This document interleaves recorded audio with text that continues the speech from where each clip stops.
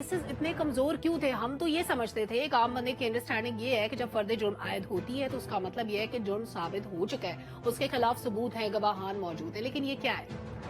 सलमा देखें, over the years नैब का अदारा जिस तरह काम करता रहा है, आपने देखा नवाज शरीफ साहब ने कायम किया था, मुशर्रफ साहब ने मजीद इसमें तब्दीलियाँ की थी, लेकिन आज ये मैं कहने पे मजबूर हूँ कि नैब का अदारा डॉक्टर साहब मरहूम हो गया आज।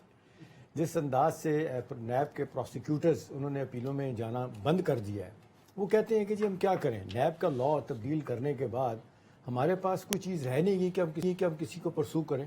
अभी देख लें 200 से ज़्यादा लोगों के केसेस जो है ना ख़त्म हो गए, ये तो 12 कब आए।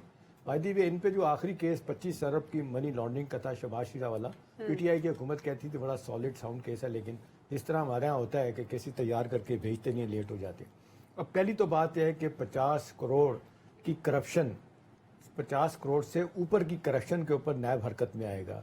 मसलन आप 49 करोड़ 99 लाख की करप्शन करने आपके हाथ नहीं डाला जाएगा, नहीं हाथ डाला जाएगा। देखिए अब सूरत हाल क्या है। आज मेरी डॉक्टर साहब एक नैब के बड़े अहम बंदे से बात हुई, वो थोड़ा सा पहले रिटायर हुए, बड़ी सीनियर पोजीशन में रहे हैं। मैंने कहा जी ये क्या हुआ क्या है? कहने लगी देखें इसका तो फ़ायदा सबको हुआ, अगरचे जब नैब का लॉ तब्दील किया गया तो बुनियादी तौर पे पीडीएम की जमातों के लिए था, लेकिन बायदी वो कहते हैं कासिम के अब्बा को भी इसका फ़ायदा हुआ है। अब कई हवालों से वो फंस रहे हैं, लेकिन इन्होंने कहा कि अब जान छूट रही तो छूट जाए उसकी। सही।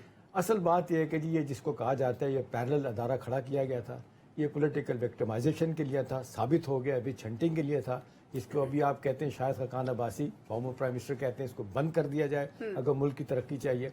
वैसे भी सलमा देखें वो स्कॉटलैंड यार्ड वाले FBI वाले कहते हैं कि ये इतना मुश्किल काम है कि आप वाइट कॉलर क्राइम जो है ना वो उसको नहीं पकड़ सकते। नैब के प्रोसिक्यूटर कहते हैं कि जी हमारे पास क्रिमिनल लॉयर तो हैं, लेकिन हमारे पास वाइट कॉलर को अनर्थ करने वाले मामला हमारे हाथ में नहीं। एक चीज़ आखिरी बता दूं, इसहाक डार साहब अभी आए थोड़ा सा पहले, सारे केसेस ख़त्म, उनका घर जो नैब ने ले लिया था वो वापस हो गया, 40 करोड़ रुपया उनका फ्रीज हुआ था अकाउंट्स में, वो चला गया।